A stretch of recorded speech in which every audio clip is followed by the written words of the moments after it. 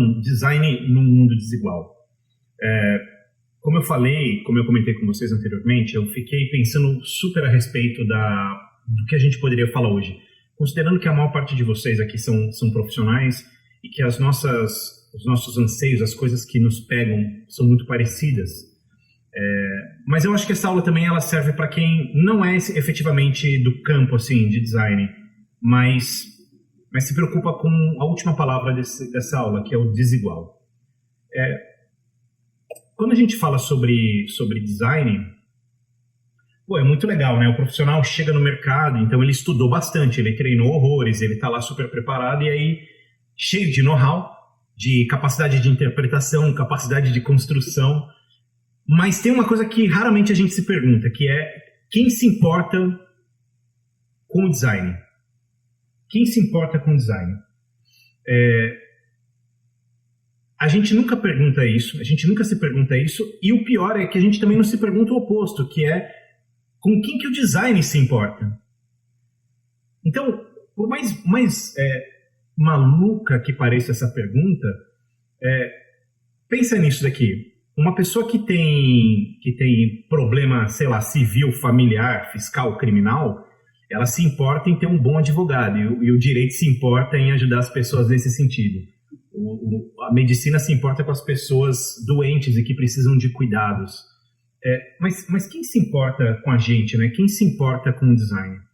Historicamente, a gente sabe qual a origem disso. Pelo menos qual foi a origem disso, né? As preocupações do design. O que a gente chama hoje de design, que nasceu no século XX, nasce por uma questão estrutural mesmo, assim, de mazelas, de injustiças sociais, de discrepância econômica, e superdimensionada, aliás, por séculos, não?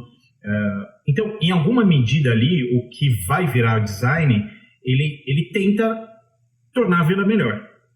Só que, ao mesmo tempo que melhor, equilibrada. Então, é sobre poder simplificar os processos de produção, sobre poder oferecer as coisas com um preço mais acessível, e é sobre equilibrar esse mundo depois de tanto desequilíbrio, né? Ou seja, eu estou falando tanto da cadeia produtiva quanto de consumo. Então, seja lá como isso tenha acontecido, e eu não vou mergulhar nesse tema aqui, até porque eu falo disso, enfim, no curso de design, mas o que a gente sabe disso, o que nos interessa para essa conversa é que houve uma certa conclusão. A gente sabe que houve uma certa conclusão. Quer dizer, alguns skills que precisavam ser incorporados pelos profissionais, eles foram. Os profissionais se desenvolveram com esses skills e conseguiram desenvolver aquele momento histórico. Então, deu para reconfigurar o mundo com um pouco mais de conforto, com um pouco mais de acessibilidade financeira, com um pouco mais de bem-estar para todas as pessoas. Mas é o seguinte, 2 anos hoje são uma eternidade. Há 2 anos atrás estavam falando que o metaverso ia mudar o mundo. Hoje em dia eu nem sei se o metaverso virou o ano. Poxa, imagina um século. E o que aconteceu em um século? Muita coisa. A gente fala, por exemplo, de uma questão aqui, de uma tentativa de solucionar coisas olhando para isso, para a diminuição da complexidade construtiva, consistência, que era algo impossível no mundo artesanal, otimização de custo. Mas hoje em dia isso é diferente. Hoje em dia a gente estrutura promessa de marca, a gente cria ecossistemas para segurar as pessoas dentro dos nossos clientes. Então, o tempo mudou as coisas, né? E a preocupação com o social, em muitos casos, ela foi substituída por um interesse do capital. E eu acho que o pior ainda é que as metodologias de ensino, durante muitas décadas, elas não se atualizaram. Então, dá pra gente fazer uma piada e pensar que o primata da nossa profissão ali no chart de evolução do Darwin, ele tinha skills muito específicos, né? Era os skills de ferramenta, né? Quer dizer, serralheria, de tecnologia, na verdade, marcenaria, serralheria, têxtil, estudo dos materiais, as técnicas de produção e etc. Isso começou ali nos anos 10 do século XX.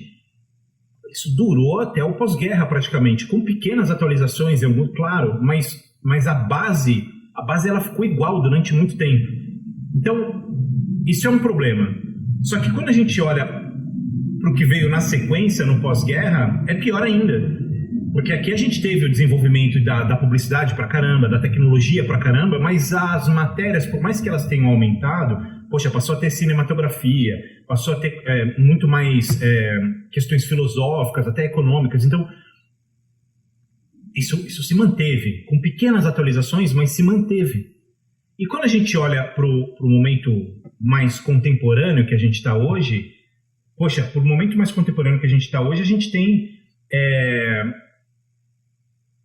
skills que são absolutamente distintos e distantes dos primeiros que a gente passa, né?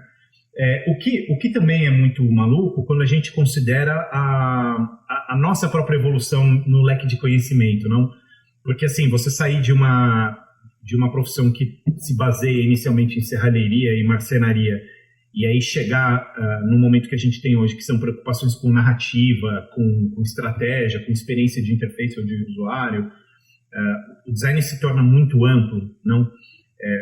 Mas, quando a gente olha esse mapa aqui da evolução, fica uma pergunta, quer dizer, entre todas essas cadeiras, existe uma base que a gente pode olhar para as preocupações que o design tinha e falar que isso daqui é meio que a pedra angular, assim, é a base que de alguma maneira tem ligação com tudo que a gente está falando? Eu acho que sim. E o meu palpite é o Sveknisskyte. Sveknisskyte assim, não é um conceito muito introduzido na nossa metodologia de ensino no Brasil, assim, ao longo dos anos, mas ela é uma metodologia muito difundida no passado, foi difundida no passado. Ela é traduzida por alguns autores como o princípio da conveniência, né? E o princípio da conveniência, ele é claro, é uma teoria, uma base de ensino, mas é que ela questiona que todo caminho que a gente opta, profissional, né, de desenvolvimento de projetos, todo caminho que a gente opta, todo método que a gente escolhe, né, toda aplicação que a gente desenvolve num rumo de projeto, elas têm que garantir o alcance desejado no menor esforço possível para quem está do outro lado, né? É o princípio da conveniência. E aí, o meu jeito de traduzir isso é esse. Eu acho que, pelo princípio da conveniência, pelo Sveknisskyte, o design ele precisa solucionar o contra-conveniente. E esse contra-conveniente eu tirei, sei lá, da geladeira. Não sei, ninguém escreveu esse termo, mas já que é uma teoria baseada em conveniência, eu acho que dentro dessa teoria a gente está falando sobre lutar contra o contra-conveniente. E eu também acredito que talvez seja fácil a gente definir o que é o contra-conveniente. Porque basta a gente parar para pensar em tudo que a gente ainda passa nervoso em 2023. Então, por exemplo, a gente tem o plano médico, né? Então, eu tenho lá o plano médico e o plano médico tem um hospital, aliás, a rede de hospitais, né, do plano médico. E eu tenho o aplicativo desse plano médico. Então, tá lá minha carteirinha, tá lá tudo bonitinho.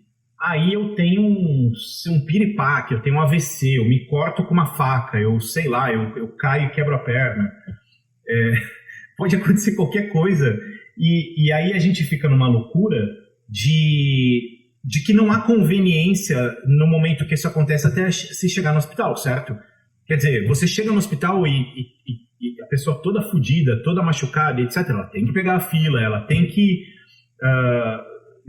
tira a senha, senta, espera, fica com dor, aí vão te chamar e vai te perguntar o número da apólice, você, caramba, que apólice, do que você está falando, cara? Não seria muito mais conveniente se pelo aplicativo eu já pudesse falar minimamente o que aconteceu, quebrei perna, indo para o São Luís, e aí já houvesse o processamento das informações para que eu chegasse lá e sofresse menos? Ou, por exemplo, você trocou de celular, e aí você fala, bom, fiz aqui a puxada de dados de um para o outro, agora é só... Daí você abre o seu aplicativo do Ganância Bank, o que ele fala? Você precisa ir até um caixa eletrônico validar o seu novo aparelho. Pô, what the fuck, eu estou em 2023, onde é banco? Eu nem sei como é que é porta giratória que isso chama. Não quero de jeito nenhum. Ou seja, dá para lutar contra contra esse movimento, né? Dá para trabalhar em prol do contra-conveniente, para tentar deixar a vida mais fácil. Agora, algo a gente sabe, o design sempre foi uma discussão sobre forma e função, função e forma, etc., né? E quando a gente para ver a literatura ao redor do tema, existem muitas coisas interessantes. Por exemplo, o conceito de essas discussões sobre forma e função e etc., eu falei do Zweck-Massigkeit, existe o Zweck-Massigkeit, que é uma derivação disso, que é o estudo que vai em direção ao questionamento da forma e da função. E que não aconteceu só na Europa, mas, por exemplo, a gente tem isso acontecendo em outros lugares do mundo. Aqui a gente tem um arquiteto, Sullivan, que fala sobre isso, né? Quer dizer, ele na verdade é o responsável pelo termo forma segue a função, né? A forma está relacionada à função. Material publicado dele. Então, houve essa conversa imensa sobre o design é forma e função, design é forma e função, se a forma funciona, se a função funciona, a forma funciona, o equilíbrio das duas coisas e tal. Mas assim, há um sentido? Talvez haja um sentido, e eu acho que dá para discutir isso. Já discuti várias vezes sobre isso e acho que está tudo bem. Mas, aliás, até o termo funcionalidade é muito discutido em vários aspectos também dentro disso. Agora, forma segue função também pode ser um termo muito amplo e que pouca coisa diz. Inclusive porque o design não é obrigatoriamente forma ou obrigatoriamente função. Também tem essa. Por exemplo, eu acabei de falar sobre o aplicativo do hospital.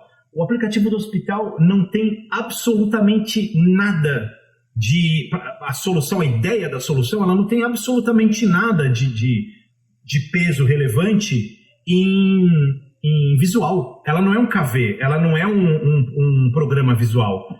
Ela tem ali uma experiência de interface, claro, e de usuário, que vai tangibilizar de alguma maneira, mas isso não acontece, assim, não acontece no sentido de ser o fator decisivo. Não, o fator decisivo passa por outras questões. E a mesma coisa quando a gente fala do banco. O banco também, ele passa por uma série de pontos, inclusive uma ideia de economia de tempo e de espaço da agência, quer dizer, sei lá, o Ganância Bank tem uma reunião e se discute isso. A gente não precisa de agência nem para abrir conta, porque a gente pode abrir online. A gente não precisa de agência para validar devices, porque a gente pode fazer isso diretamente online e reduzindo as coisas que a gente faz hoje em agência e não precisa mais fazer, voa lá. A gente não precisa mais ter 2.000 agências do Ganância Bank, a gente pode ter 30. E a gente tem uma economia gigante de folha de pagamento, de ponto, de locação, de tudo. Ou seja, é uma solução de design que absolutamente nada tem de massivo, de substantivo em relação ao visual. Então, a pergunta sobre com o que o design se importa, eu gostaria de arriscar isso, que o design se importa com a conveniência. Ele se importa de fato com algo que seja conveniente para as pessoas. Mas se o design se importa com a conveniência, eu volto para a primeira pergunta, que é quem que se importa com o design, né? Quem liga para isso? Quem liga para isso? Quem compra design? Quem que se interessa pelo que a gente faz?